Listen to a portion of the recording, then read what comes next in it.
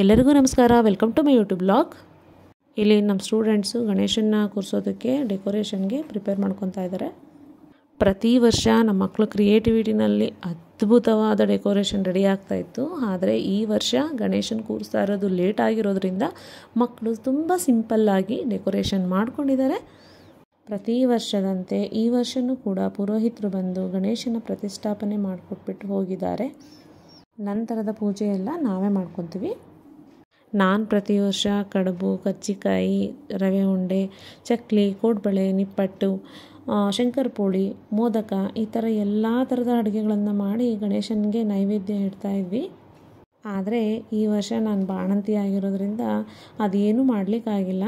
ನೈವೇದ್ಯಕ್ಕೆ ಅಮ್ಮ ಕಡುಬು ಮಾತ್ರ ಮಾಡ್ಕೊಂಡು ಕೊಡ್ತಾರೆ. ಆದರೆ ಸರಿಗೆ ಮಾತ್ರ ಅಡುಗೆ ಮಾಡಿ ಮಕ್ಕಳಿಗೆಲ್ಲ ಊಟಕ್ಕೆ ಹಾಕಿಲ್ಲ ಅಂದರೆ ಸಮಾಧಾನನೇ ಆಗಲ್ಲ. ಗಣೇಶನ ಹಬ್ಬ ಅಂದರೆ ಮಕ್ಕಳಿಗೆ ಹಾಗೆ ತುಂಬ ಇಷ್ಟ. ಅವರಿಗೆ ಬೀದಿನಲ್ಲಿ ಗಣೇಶನ ಕೂರಿಸಿದ್ರು ಅಷ್ಟೇ, ಮಕ್ಕಳು ಮನೆಯಲ್ಲಿ ನಿಲ್ಲೋದೇ ಇಲ್ಲ. ಹಾಗೆ ನಮ್ಮ ಟ್ಯೂಷನಲ್ಲಿ ಗಣೇಶನ ಕೂರಿಸಿದ್ರು ಅಷ್ಟೇ, ಓಲ್ಡ್ ಸ್ಟೂಡೆಂಟ್ಸ್ ಎಲ್ಲರೂ ಬರ್ತಾರೆ. ತುಂಬ ಖುಷಿ ಆಗುತ್ತೆ ನಮಗೆ ಹಬ್ಬ ಮಾಡಬೇಕು ಅಂದರೆ. ಇವಾಗಂತೂ ಹೇಗಾಗ್ಬಿಟ್ಟಿದೆ ಅಂದರೆ ಫ್ಯಾಮಿಲಿ ಫಂಕ್ಷನ್ಸ್, ನಮ್ಮ ಮನೆಯಲ್ಲೇ ಏನೋ ಒಂದು ಚಿಕ್ಕ ಪುಟ್ಟ ಕಾರ್ಯ ಇದೆ ಅಂದರೂ ಅಷ್ಟೇ, ಮಕ್ಕಳು ಏನಾದರೂ ನಮಗೆ ಬಂದಿಲ್ಲ ಅಂದರೆ ನಮಗೆ ಯಾವ ಫಂಕ್ಷನ್ ಮಾಡೋದಕ್ಕೂ ಇಂಟ್ರೆಸ್ಟೇ ಇರೋದಿಲ್ಲ. ಯಾಕಂದರೆ ಅವ್ರ ಜೊತೆನೇ ಬೆರೆತು ನಮ್ಗೆ ಅದೇ ರೂಢಿ ಆಗಿಬಿಟ್ಟಿದೆ. ಇಂದಿನ ದಿನ ನಮ್ಮ ಮನೆಯವರು ಮತ್ತು ಆಂಟಿ ಧರ್ಮಸ್ಥಳಕ್ಕೆ ಹೋಗಿ ಬಂದಿದ್ರು. ಅದ್ರ ಪ್ರಸಾದದ ಪೂಜೆ ಮಾಡ್ತಾ ಇದ್ದಾರೆ. ಮನೆಯಲ್ಲಿ ಒಂದು ಹಬ್ಬ ಅಂದರೆ ಎಷ್ಟು ಕೆಲಸ ಇರುತ್ತೆ. ಆಂಟಿ ಪೂಜೆ ನೋಡಿಕೊಂಡ್ರೆ ಅಮ್ಮ ಮನೆ ಅಡುಗೆ ಕೆಲಸ ಎಲ್ಲ ನೋಡಿಕೊಂಡ್ರು. ಇದು ಧರ್ಮಸ್ಥಳದ ಪ್ರಸಾದ ನಂಗೆ ತುಂಬ ಇಷ್ಟ. ಇದು ಎಷ್ಟು ಟೇಸ್ಟ್ ಇರುತ್ತೆ ಅಂದರೆ ಫುಲ್ಲು ನಾನೇ ತಿನ್ನಬೇಕು ಅಂತ ಅನಿಸುತ್ತೆ, ಅಷ್ಟು ಚೆನ್ನಾಗಿರುತ್ತೆ. ಅದು ಪಂಚಕಜ್ಜಾಯ. ಇಲ್ಲಿ ಸರ್ ಕೇಸರಿ ಬಾತ್, ಪಲಾವು, ಅನ್ನ, ಸಾಂಬಾರ್, ನೈವೇದ್ಯಕ್ಕೆ ಕಡಲೆಕಾಳು ಉಸ್ಲಿ, ಅವಲಕ್ಕಿ ಪ್ರಸಾದ ಎಲ್ಲ ಮಾಡ್ಕೊತಾ ಇದ್ದಾರೆ. ಇದೆಲ್ಲ ಮಾಡೋದಕ್ಕೆ ನಮ್ಮ ಮಕ್ಕಳು ಕೂಡ ತುಂಬ ಸಪೋರ್ಟ್ ಮಾಡ್ತಾರೆ. ನೋಡಿ ಕಡುಬು ಮಾಡಿದ್ದಾರೆ ಅಮ್ಮ ನೈವೇದ್ಯಕ್ಕೆ ಅಂತ ಹೇಳಿ. ನಾವು ಹೀಗೆ ಮಾಡೋದು, ಯಾವುದು ಹಚ್ಚನ್ನ ಯೂಸ್ ಮಾಡಲ್ಲ, ಕೈಯಲ್ಲೇ ಮಾಡ್ತೀವಿ, ಕೈನಲ್ಲೇ ಮಡಚ್ತೀವಿ. ಮೋದಕ ಆ ಥರ ಎಲ್ಲ ನಮಗೆ ಅಭ್ಯಾಸ ಇಲ್ಲ ಮಾಡಿ. ಕಡುಬನ್ನೇ ನೈವೇದ್ಯಕ್ಕೆ ಇಡೋದು. ಪ್ರತಿ ವರ್ಷವೂ ಕಡುಬು ಮಾಡ್ತೀವಿ, ಕಡುಬನ್ನೇ ನೈವೇದ್ಯಕ್ಕೆ ಇಡ್ತೀವಿ. ಮೊದಲಿಂದ ಹೇಗೆ ನಡ್ಸ್ಕೊಂಡ್ಬಂದಿದ್ದೀವಿ ಅದೇ ರೀತಿಯೇ ಮಾಡ್ತೀವಿ. ಕಡುಬಿನ ನೈವೇದ್ಯ, ಮಕ್ಕಳ ಊಟ ಎಲ್ಲ ಮುಗೀತು. ಕಡುಬಿನ ನೈವೇದ್ಯ, ಮಕ್ಕಳ ಊಟ ಎಲ್ಲ ಮುಗೀತು. ಈಗ ಸಂಜೆ ಪೂಜೆ, ಮಕ್ಕಳೆಲ್ಲ ಬಂದಿದ್ದಾರೆ.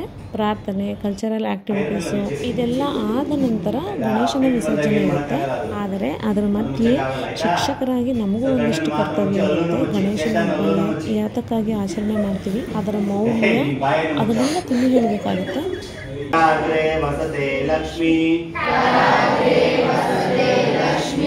ಯಾಕೆ ನಾವು ಕರಾಗ್ರೆ ವಸತೆ ಲಕ್ಷ್ಮಿ ಅಂತ ಕರಿಬೇಕು?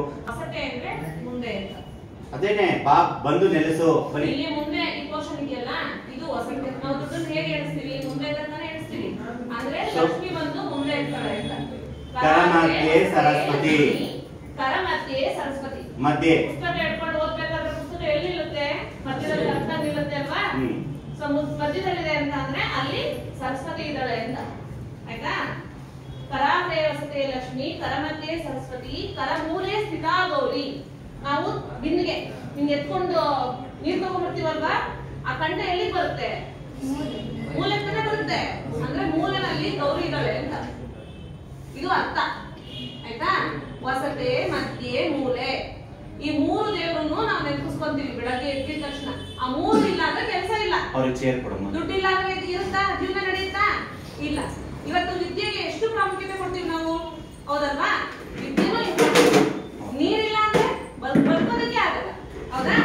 ಹಾಗಾಗಿ ಮೂರು ದೇವರನ್ನು ನೆನಪಿಸ್ಕೊಂಡು ಬೆಳಗ್ಗೆ ಎದ್ದಿದ ತಕ್ಷಣ ಎಲ್ಲರೂ ನೆನಪಿಸ್ಕೋಬೇಕು. ನೆನಪಿಸ್ಕೊಂಡು ಜೀವನನ ಸ್ಟಾರ್ಟ್ ಮಾಡಬೇಕು ಅವತ್ತಿಂದು ಅನ್ನೋ ಒಂದು ಉದ್ದೇಶಕ್ಕೆ ನಾವು ಆ ಸ್ತೋತ್ರವನ್ನ ಬೆಳಗ್ಗೆ ಹೇಳ್ಕೋಬೇಕು. ಮೇಡಮ್ ಒಂದು ಕ್ಲಾಸ್ ಹಾಕಿ ವಿಷಯ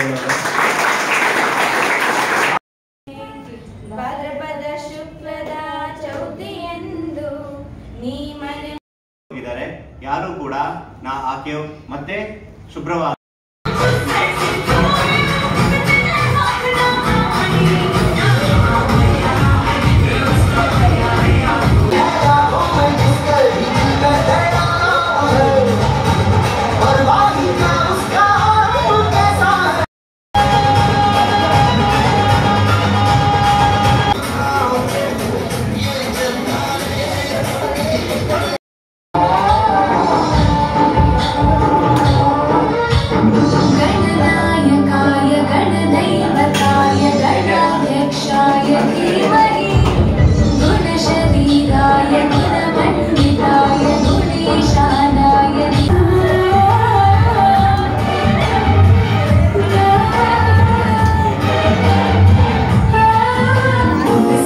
ಕಲ್ಚರಲ್ ಆ್ಯಕ್ಟಿವಿಟೀಸ್ ಎಲ್ಲ ಆದಮೇಲೆ ಗಣೇಶನ ವಿಸರ್ಜನೆ ಇತ್ತು. ನಂತರ ಗಣೇಶ ಪೂರ್ತಿಯಾಗಿ ಕರಗಿದ ಮೇಲೆ ಆ ಮಣ್ಣನ್ನೇ ಪಾಟಿಗೆ ಹಾಕಿಸಿ ಆ ವರ್ಷ ಯಾವ ಬ್ಯಾಚ್ ಸ್ಟೂಡೆಂಟ್ಸ್ ಇರ್ತಾರೆ ಅವ್ರ ಹತ್ರ ಒಂದು ಗಿಡ ನೆಡ್ಸ್ತೀವಿ.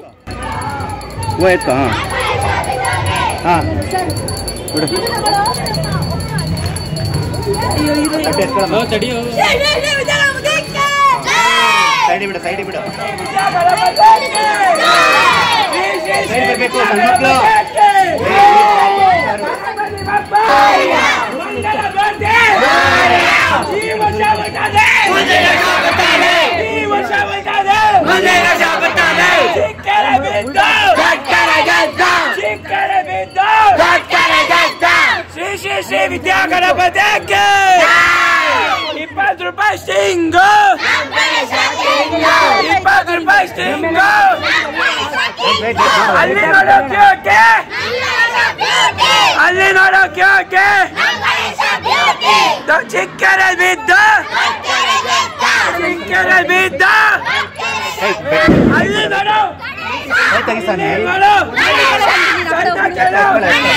ಗಿರಿ ಕೇಳು, ಕೇಳು,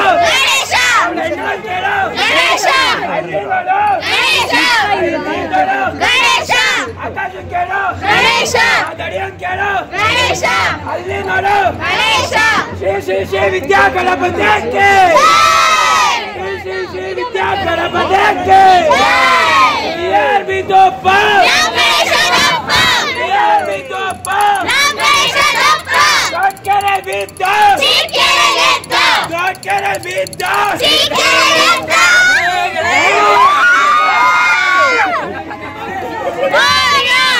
ಗಣೇಶ ವಿಸರ್ಜನೆ ನಂತರ ಮಕ್ಕಳಿಗೆಲ್ಲ ಪ್ರಸಾದ ಕೊಟ್ಟು ಮತ್ತೆ ಮಕ್ಕಳಿಗೆಲ್ಲ ಚೆನ್ನಾಗಿ ಡ್ಯಾನ್ಸ್ ಮಾಡಿಸಿ ಅವರಿಗೆ ಕುಪ್ಪಳಿಸೋದಂದ್ರೆ ತುಂಬ ಇಷ್ಟ. ಗಣೇಶನ ಹಬ್ಬದಲ್ಲಿ ಇದಕ್ಕೋಸ್ಕರನೇ ಕಾಯ್ತಾ ಇರ್ತಾರೆ ಅಂದ್ಕೊತೀವಿ.